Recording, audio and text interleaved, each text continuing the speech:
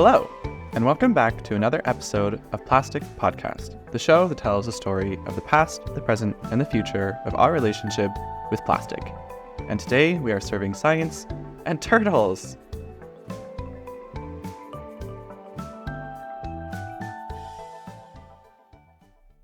Okay, so yes, this is a show about plastic. It's in the name. I came up with the name. I get it. Today, we are going to be talking a lot about sea turtles. Now, if you're upset about that, take a deep breath, chill out a bit. You're going to be fine. You're going to like it. And you'll even get some fun facts. In fact, you'll get a couple along the way. But if you stick around to the end of the credits, you will get an extra special one. So give me some fin. Noggin. Dude. Now, the show today is not all about sea turtles. There is a link. Turtles are perhaps the largest animal symbol of the anti-plastic movement. It all started around 10 years ago in 2015 when a viral video found its way to the internet of a scientist pulling a plastic straw out of a turtle's nose. Maybe you've seen it. After this video came out, restaurants all over the world stopped giving out straws or switched them out for those paper versions that used to get all soggy, but they have gotten better over time. Now, the scientist who took this video is a self-proclaimed sea turtle biologist named Dr. Christine Figgener. And guess what? You won't believe it. That is our guest for today's episode. Dr. Christine Figgener does research on turtle migrations and their trophic morphology. Breaking that down, trophic means like food or eating, and morphology refers to the shape, the size, or the design of physical features. And we'll also throw in the word optimal in there, which means the best for fitness or survival. So trophic morphology is how our bodies are designed to help us eat. Boom. Science communication, baby. An example of my trophic morphology would be how I need a big enough mouth to fit 18 donut holes inside, which is most optimal for my survival of any given day. Now, Dr. Figgener is currently living and researching in Costa Rica, and she was kind enough to hop on a phone call with me and talk all about her work. We spoke about how her passion for sea turtles evolved and the threats that modern plastics pose to the ancient creatures. We talked about the video she published and the response it generated, now able to reflect on the movement 10 years later. And we also talked about how to navigate both spaces of science and activism together. I hope you enjoy our chat, and I'll see you on the other side of the East Australian Current. You're riding it, dude. Check it out.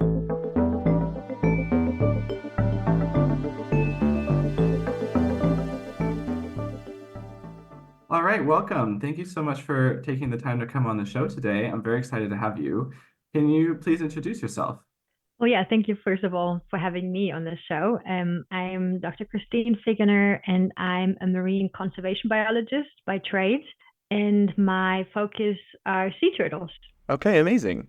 So I talk to a lot of scientists, and I'm always curious to ask when their interest began. So I guess in your case, sea turtles. When did you start to become interested in sea turtles and decide you wanted to study them?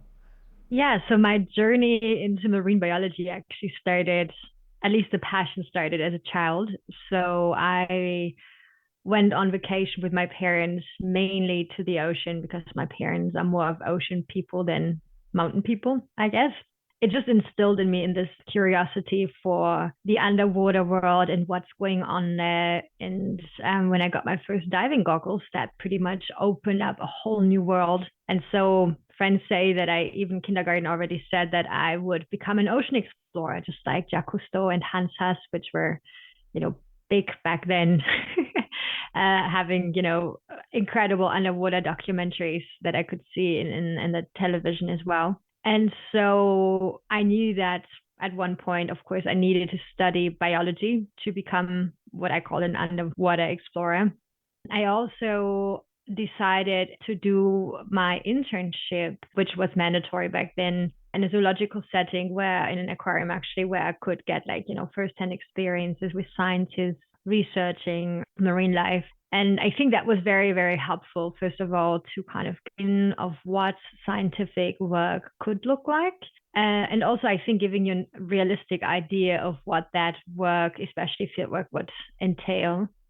Oh my gosh, I would love to do an internship at an aquarium if I had literally any skills that they would find useful. In fact, I know I'm too old to do any of those entry-level programs for young people.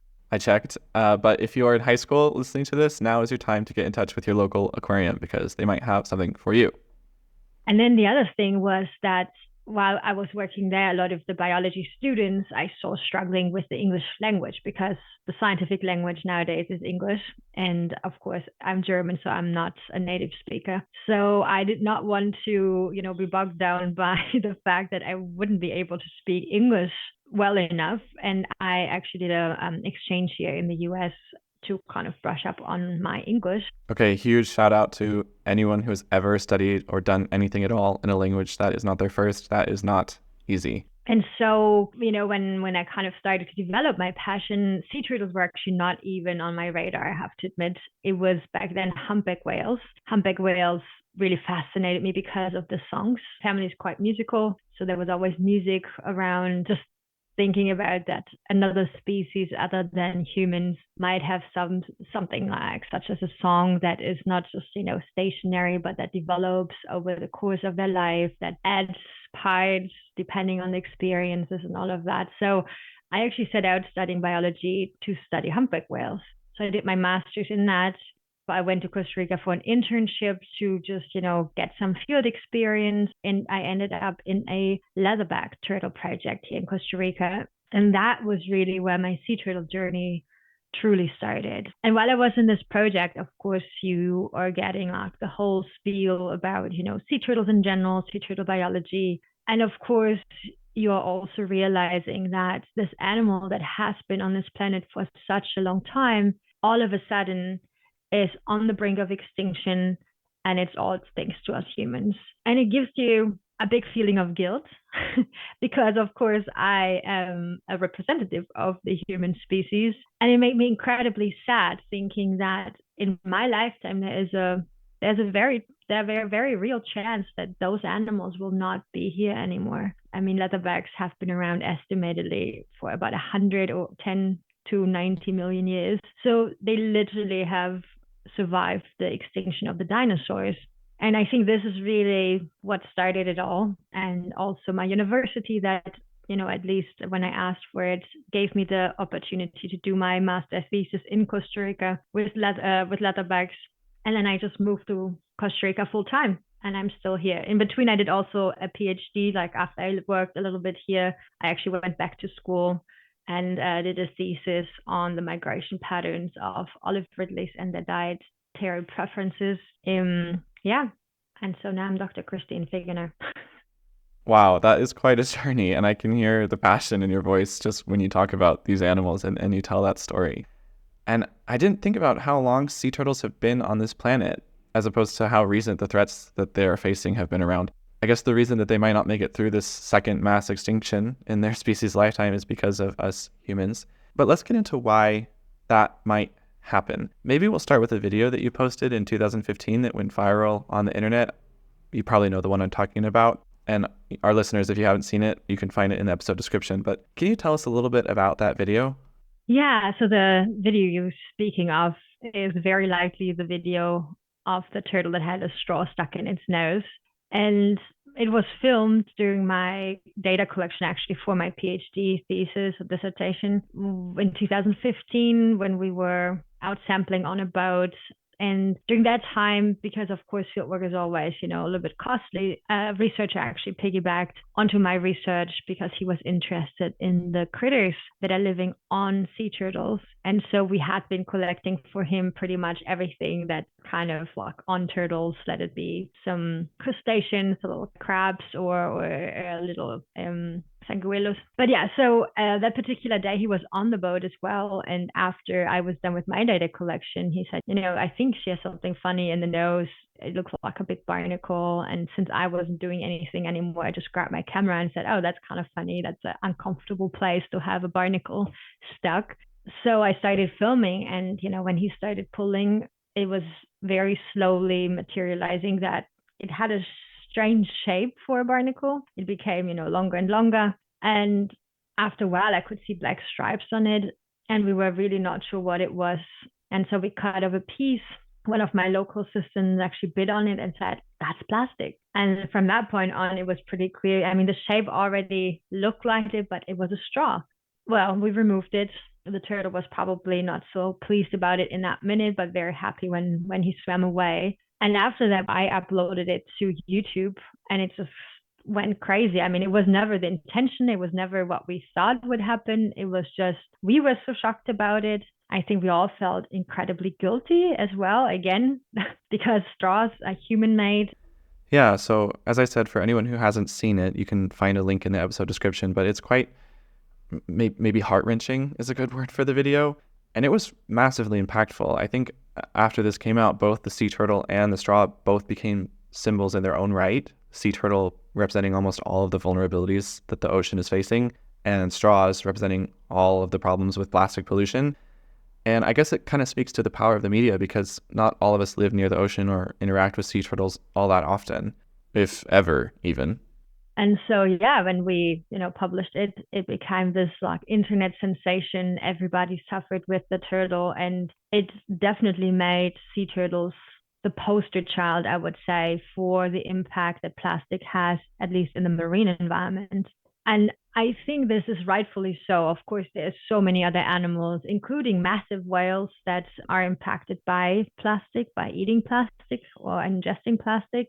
But I think sea turtles were one of the first species that have been found to have ingested plastic. In fact, the leatherback turtle has been the very first species ever found to have had plastic in their stomach. So those records date back to the 60s and 70s. The actual first published scientific paper on it was from the 80s, but it was, also leaning on data that was collected before from necropsies. Pretty much with the introduction of plastic right after Second World War, when it became really big. Okay, so then it's like almost 80 years ago since these species started interacting with plastic. I'm wondering, obviously no sea turtle will enjoy having a straw in its nose or plastic in its stomach, but can we break down specifically all the harms that plastic is posing to species like sea turtles? Nowadays, we estimate that about 80% of all the sea turtles swimming in our oceans do have plastic in their stomachs. So that's a lot. And, it doesn't always lead to the immediate death of a turtle. It can lead to, for example, perforations, to any kind of wounds within the digestive tract, but it can also completely block it. So that means the turtle can starve while it has a stomach full of plastic because it can't eat anymore. But the problem with plastic, especially plastic that swims for a long time in the ocean, is that it almost works like a sponge. It attracts certain toxins to its surface. And so there have been studies that show that just, the consumption of about 14 pieces of plastic already reduces the mortality, or like the probability of, raises the probability of mortality by 50%. And we're only scratching the surface, because it's really difficult for a species that is so long lived of how, consumption really affects the entire life cycle. So yeah, that's kind of the problem. And that's not even including the entanglements of plastic, right? Because if you think about industrial fishing and all of that, what are those nets made of? Of course, it's plastic. Would you say then that plastic is the main threat to turtles at the moment? I get this question so many times, and I find it really, really difficult and also wrong to do a ranking of threats, because unfortunately plastic is a threat that sea turtles are facing, one of the major threats, I would say, as well. But if it's the most dangerous part of their lives, I don't think so. It depends maybe on the population, because there is so much other stuff going on in our oceans. There's industrial fisheries that kill hundreds of thousands of sea turtles. But then we also have the climate crisis. So we have temperatures that are rising within the water. We have the ocean level that is rising, which is destroying, or like literally, eroding our nesting beaches. Temperatures globally that are rising, and also the sand temperatures. And because the biological sex of a sea turtle depends on the temperature during the incubation of the eggs in the sand, we already have a problem with feminizations of populations. So plastic is one of those problems, and they're all somehow interconnected. Like I said already, what are fishing nets made of? It's plastic. And why do we have the climate crisis? Because we are using way too many fossil fuels. And what is plastic made of? It's petroleum, right? So this is all this like vicious cycle. They're all interconnected. And I think the common denominator is us humans, right? I think that we should have very clear it's humans and it's our lifestyles. So the way how we eat, the way how we, move about in the world and how we consume. That's the sad truth. Yeah, these are all so interwoven, I guess, when we really look at it. And I like the idea that it's not the best approach, perhaps, to try and rank them. We know that they're all issues on their own, and perhaps even trying to rank them or identify the worst one could take away our focus from the others. So they're all things we need to be working on in tandem. But despite the reality of the interconnectedness of all of these threats, turtles and straws have gotten quite a lot of airtime comparatively. Do you have any thoughts on why these two became such large symbols? Well, I can only guess, right? So this is nothing hard sustained fact here. I mean, I think the video definitely had something to do. It's because, sea turtles are charismatic megafauna, which means we do emotionally relate to sea turtles. Like, we think they're cute, maybe not cuddly because they're not fluffy, but they definitely, kind of totally have sympathies from our sides, just as like panda bears and cute animals, baby animals especially. And I think seeing such an animal in such a, horrible position as in that video, and it's a close up of the face and you could see the suffering, I think it does something to us emotionally. And after that, even though plastic straws are definitely not the most, or like the biggest part of the plastic, not even the single-use plastic, but it symbolizes the problem with single-use, right?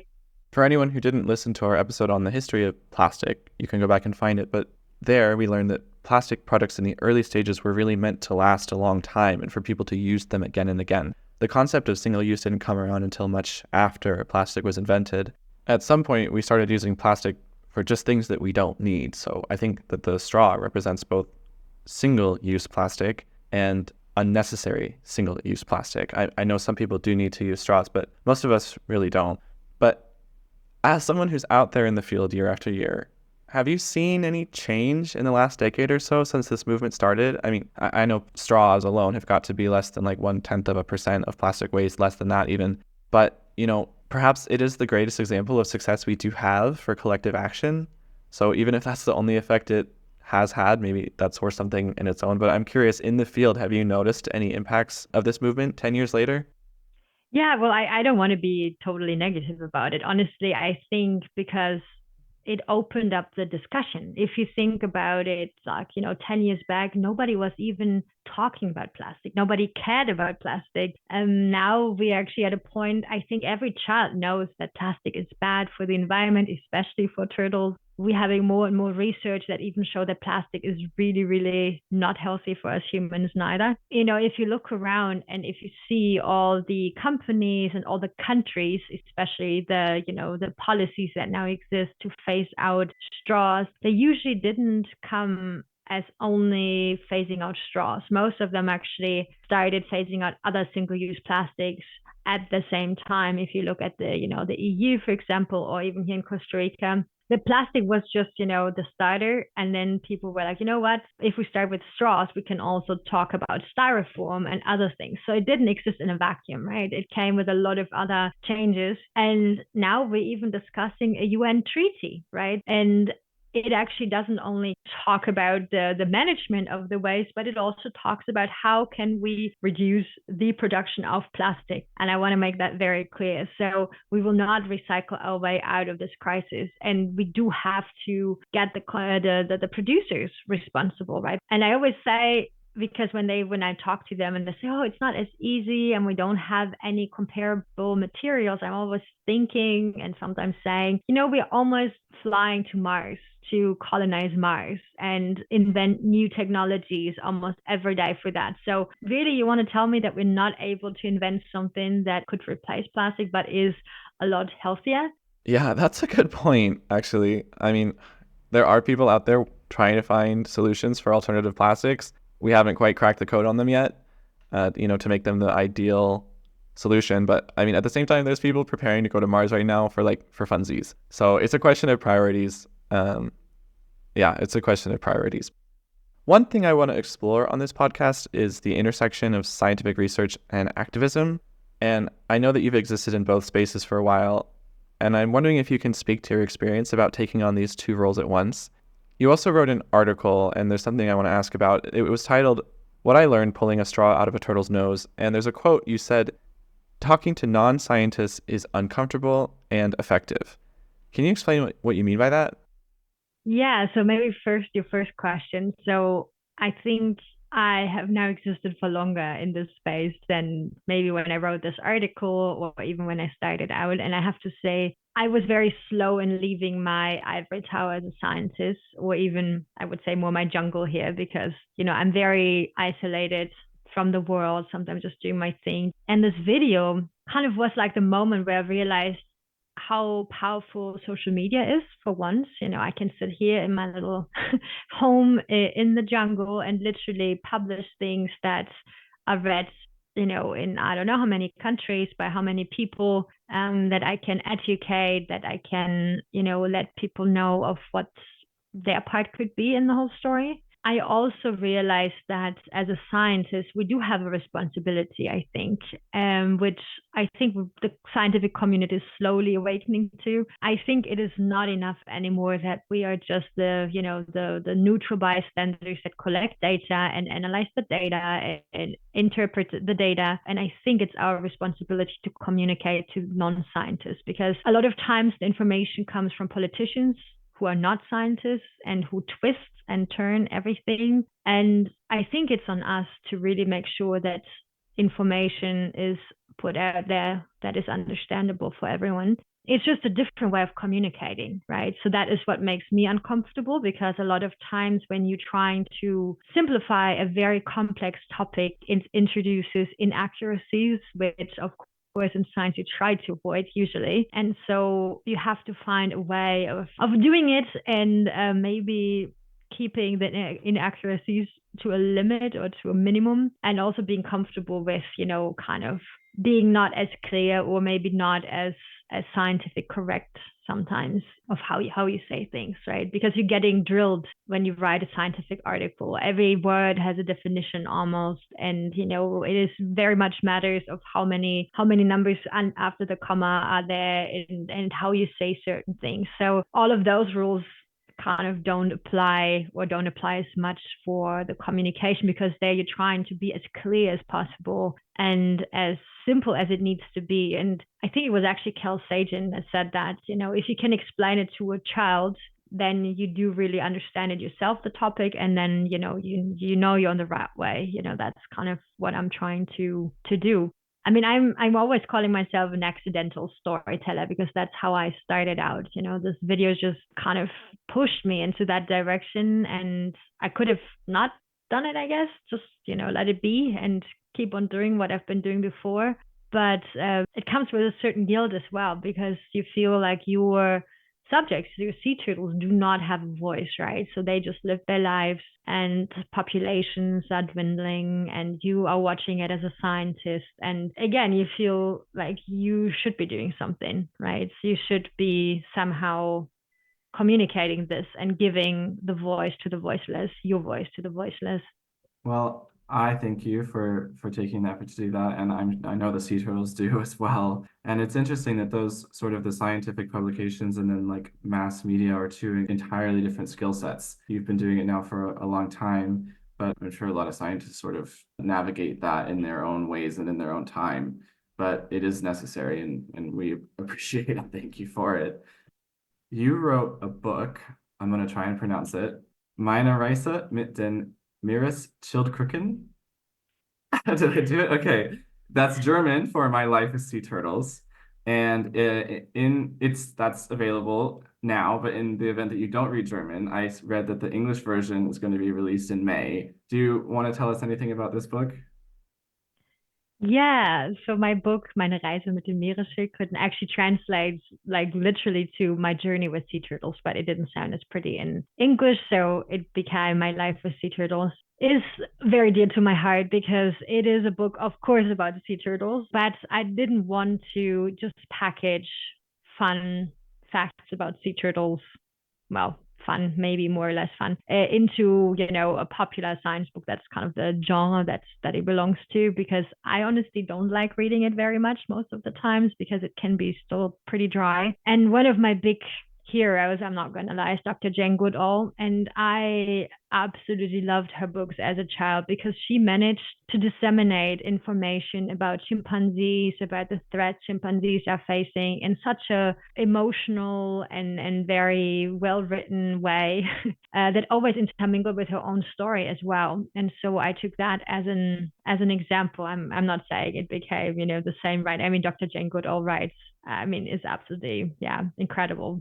Writes very eloquent and very well. But I tried to emulate that a little bit. And yeah, I pretty much tell my story a little bit about how I became a sea turtle biologist and intertwine it with the life cycle of a sea turtle and going through the different stages of how a sea turtle pretty much, hatches, becomes adult and all of that. And maybe also some insights into conservation and marine conservation, especially because I have come to realize that a lot of people do not even know first thing about conservation work and the realities of it. Let it be, the type of life you're living if you're really completely dedicated to conservation, the constant struggles of also as a woman in conservation, of working in a country that is maybe not your native country, of how you acquire funds and all of that. The neo-colonistical ideas that conservation still has in a lot of parts of the world. So all of that I try to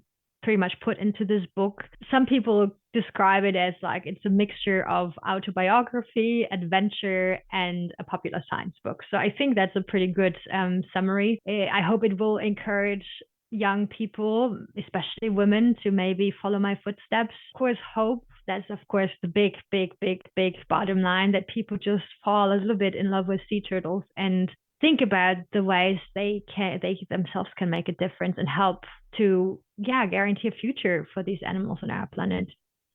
Wow, you were really selling it. I do not read German, but I cannot wait until I can get my hands on this English copy. I will put a link in the description for people to pre-order. We are going to start wrapping up. So we've heard a lot of them already, but I will ask is there any one last fun fact you'd like to share with us about turtles, and if you have a favorite turtle? Well, of course, my favorite turtles are leatherbacks. I think they're like the unicorns, like the last unicorns. But some people don't even know what they look like. If I would ask them, hey, draw me a leatherback, they would have no idea of how to do it. So maybe unicorns are even more known than leatherbacks then, thinking of it. Fun fact about sea turtles, I think there's so many. I think fun is, for example, that they have some type of kidneys in their head. So you have to think about, as an animal that lives mainly in a salty environment, you're consistently losing fresh water to your environment, right? So you would shrivel up like a raisin if you wouldn't have somehow a way of counterbalancing that, right? How you can pretty much acquire fresh water over and over again. And so sea turtles do that by having these kidney type glands in their head and modified tear ducts. And so they consistently filter salt, excess salt from their system and then excrete it over the eye. So they literally consistently crying, which you don't really see underwater. But when you see them, for example, on the beach nesting, it looks like, they're constantly crying. And that has led to a lot of misinterpretation about like, ooh, the female is in so much pain. It's not. It's just literally an essential survival tool that you can live in the ocean as an animal that has, that needs to have fresh water in their body, of course. That's kind of beautiful, actually, if not poetic. The next question is, what is your favorite part of your job? Oh, I think what has always provided me the magic is that I get to work in a very incredible environment. I mean, you can't see it, but just looking out of my window, I'm literally looking at a tropical rainforest. I can go onto the beach. I get to see incredible night skies. And of course, I can work with a wild animal very, very, very close up. I don't think there's a lot of species that permit you to be that close without having to, sedate them or anything else. And you can just share those precious moments, when the females, for example, come up to nest. I think that is very unique to working with sea turtles. Okay, I hope anyone who has even the slightest interest in science was listening to that, because this could be your life, people. That sounds pretty cool. Lastly, is there anything that we did not discuss today that you would like to share with the audience? Yeah, I think, just like read something about sea turtles, get excited about something. Honestly, there's so many things in this world that are not going well. Just become part of the solution. Just don't be the innocent bystander that just doesn't care or is ignorant about certain things. I think that is important. We all can chip in, and if everybody would give their two little parts of grains, I think we could make a huge difference. All right, I think that is a wonderful note to end on. I want to thank you so much for your time and for teaching us about sea turtles and for sharing your work. Last question. Where can people find you? Where can people follow your work? Yeah, you're very welcome. And if you would like to learn more about, you can always follow me on Instagram at Sea Turtle Biologist. That's my handle. Or also my website is seaturtlebiologist.com. Pretty easy to remember, I think. Okay, perfect. There will be lots of links in this episode description for everyone to check all of this stuff out. And thank you so much. Thank you for having me. Have a good day.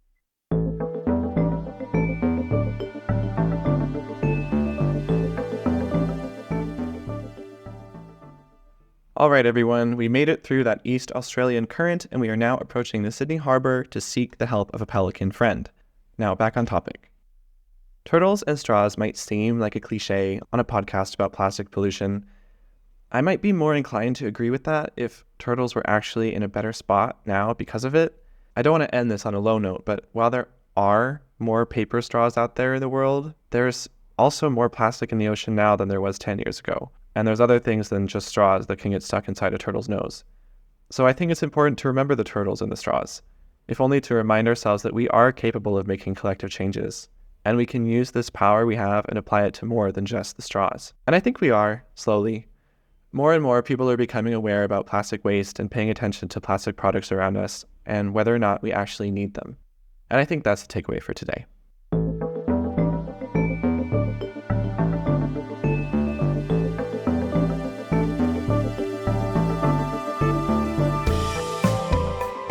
You've been listening to Plastic Podcast. You can find more information about this week's guest and links to their work in the episode description. Join us back here in 1 week's time when we're going to talk to Dr. Yvonne Chashua, an expert in chemistry and museum studies, about her work preserving plastic artifacts of great cultural significance and how her work can inform environmental approaches to plastic pollution. Cover art for the show was done by Laurel Wong, and the music you're listening to was done by Tadeo Cabejos. I am your host, Clark Marchese, and this episode was produced, written, and engineered by me. If you loved it, I will not only see you here next week, but I would really appreciate a 5-star rating across platforms and a review on Apple Podcasts.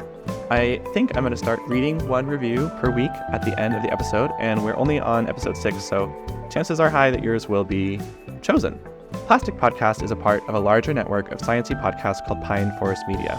You can find more information about them in the episode description or the website at pineforestpods.com and Instagram at pineforestmedia. We've got some exciting science podcasts coming out this year, and that review I was talking about really helps the entire network to grow. All right, thank you to all of you who have made it this far. And as promised, I have one last fun fact about turtles.